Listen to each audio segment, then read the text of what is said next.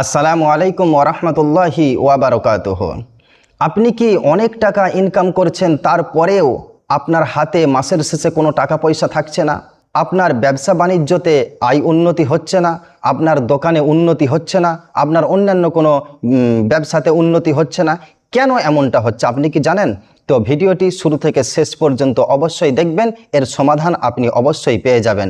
দেখুন, আমাদের রিজিক থেকে বরকত উঠে যাওয়া এবং ঘরেতে বাড়িতে শান্তি না থাকা, স্বামী স্ত্রী মেল না থাকা এবং ছেলে মেয়ে মেল না থাকা, মেল মোহব্বত না থাকা, এই যে কারণটি, এই কারণটি আমাদেরই নিজেদের অজানা ছোট ছোট তিনটি ভুলের কারণে হয়ে থাকে।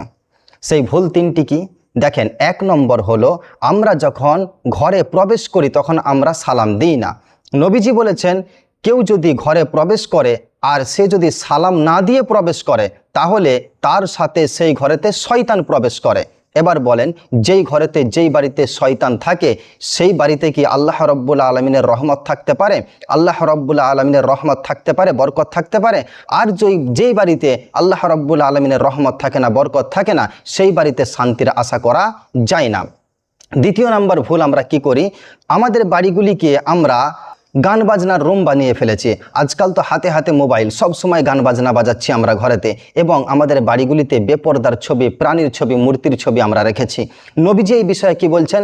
নবীজি বলছেন, যেই বাড়িতে গান বাজনা বাজানো হয় এবং বেপরদা ছবি থাকে, মূর্তির ছবি থাকে বা কোনো প্রাণীর ছবি থাকে, সেই ঘরেতে, সেই বাড়িতে রহমতের ফেরেশতা প্রবেশ করে না। এবার আপনি বলেন, যেই বাড়িতে রহমতের ফেরেশতা প্রবেশ করে না, সেই বাড়িতে কি শান্তির আশা করা যায়? না, সেই বাড়িতে আল্লাহ রব্বুল আলমিনের রহমতের বরকতের আশা করা যায় না, সেই বাড়িতে শান্তির আশা করা যায় না। তৃতীয় নাম্বার যেই ভুলটা আমরা করি, সেটা হলো আমরা অপচয় করি বেশি এবং অকৃতজ্ঞ হয়। দেখেন, আল্লাহ রব্বুল আলমিন বলেছেন, যে ব্যক্তি অপচয় করে সে হলো শয়তানের ভাই।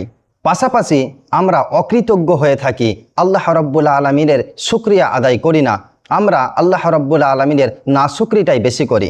সেজন্য আমাদের আজকে এই তিনটি ভুল করার কারণে আজকে আমাদের টাকা পয়সার মধ্যে বরকত নাই, ঘরে আমাদের শান্তি নাই, স্বামী স্ত্রী মেল নাই, ছেলে মেয়ে মেল মোহব্বত নাই, এই তিনটি ভুল করার কারণে। তো আমি বলবো, যদি আমরা এই তিনটি ভুল না করি, যদি আমরা এই তিনটি ভুল করাকে সংশোধন করি, সমাধান করতে পারি, আর যেই তিনটি কাজ আমি বললাম সেই তিনটি কাজের প্রতি আমল করতে পারি, তাহলে অবশ্যই আমাদের রিজিকের মধ্যে বরকত আসবে, আমাদের ফ্যামিলির মধ্যে শান্তি আসবে।